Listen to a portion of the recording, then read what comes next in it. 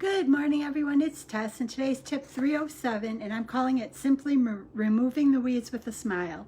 And it kind of goes back to, and I forgot to flip my phone, but Tony Robbins' Awaken the Giant Within. And it relates to some stuff Doc V's been talking about lately, too. And what I'm kind of thinking about is that how do we keep thinking positively and keep moving forward and keep in our journeys, because so many of us lose track of our journey and then we get frustrated. And we're in that month where where all bets are off and everyone throws in the towel. So I found this area where he's talking about the 10-day mental challenge of overcoming the things that kind of block us. And I think a lot of it, and it's interesting because this is what I've been trying to do this past year too, is he's talking about in how we think about things. And one of the things he says is a habit is either the best servant or the worst of masters. And really what he's kind of talking about is that we know that we have to make consistent habits, but why is it that we fight those consistent habits? And part of it is in how we think about those consistent habits. Are we making those habits painful? Are we ruminating on them, hating that we have to make changes, being unhappy? And are we going very, very extremely pessimistic, or are we staying optimistic? And I thought it was interesting because he pointed out there are people that most of us all know that we have to make changes, but we won't do we won't do what's needed to make the changes. And what I thought was very interesting is that change is our greatest ally, but why do we fight it so much? And he said that we have to get to a point where we don't make it so painful. We put so much pain on making change that we fight it at all costs. He said, our old patterns of allowing our lives to be enslaved by problems of the moment must be broken once and for all. He said, if we just read this book, it's like buying a powerful new computer and never taking it out of the box. Hi, Mary Doe, good to see you. And that actually hit me because, and I'm going to share a story. Like he said, if we don't start to make changes, we're all smart and we all know we need to make a change and we don't make those changes. And when he said this passage about we can buy the fastest computer, but if we never take it out of the box, we never make the changes to move forward. And I have a direct connection to that because when I was earlier in my career, I was working for a controller and an assistant controller who were getting ready for retirement. And as they were getting ready for retirement, computer accounting software was becoming really big. Well, they didn't want to transition. So literally every month, and I can remember being in accounting classes and they would talk about these old dinosaur manual pegboard accounting systems that people used, and he said you'll never ever see it because in those days CDs were out and people were using CDs and software was coming into really, really useful. And I went into my first accounting job and the controller and the assistant controller came out and dropped this huge manual book on my desk. And what he said to me, good morning, Doc V. And what he said to me with this big, huge old manual accounting ledger system that they hand wrote every journal entry in was, okay, now make the computer tie.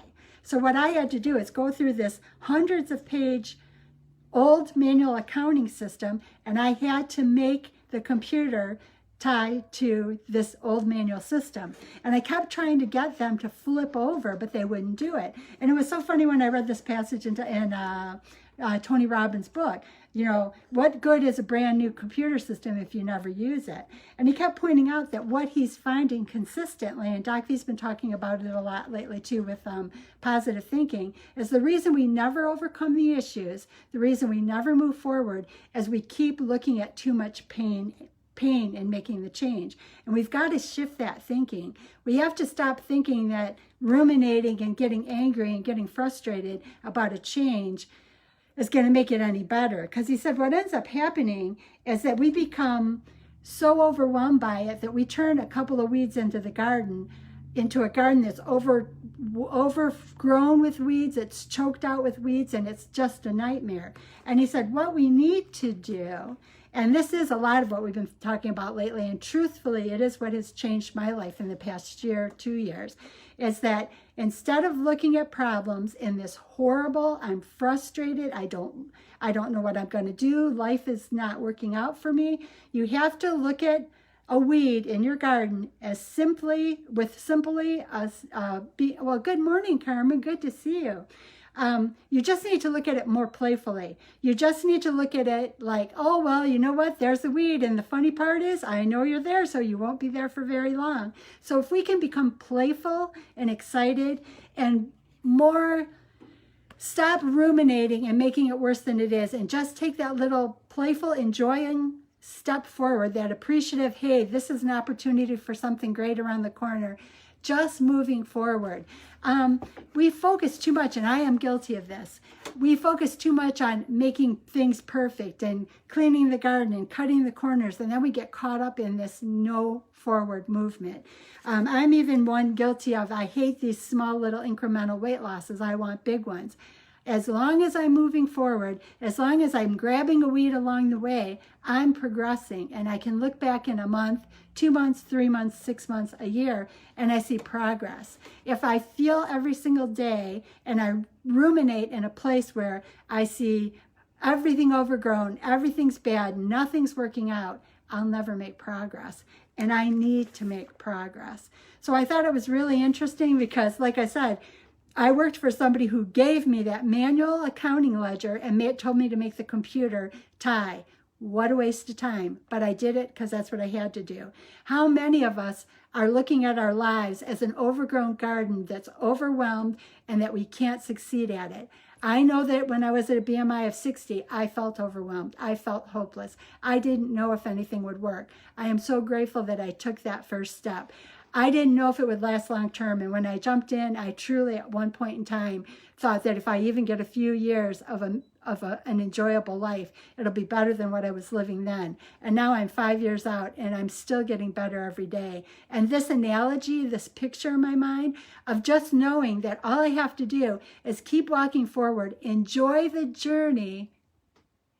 Yeah, like Doc V is saying, everything is harder when you're obese.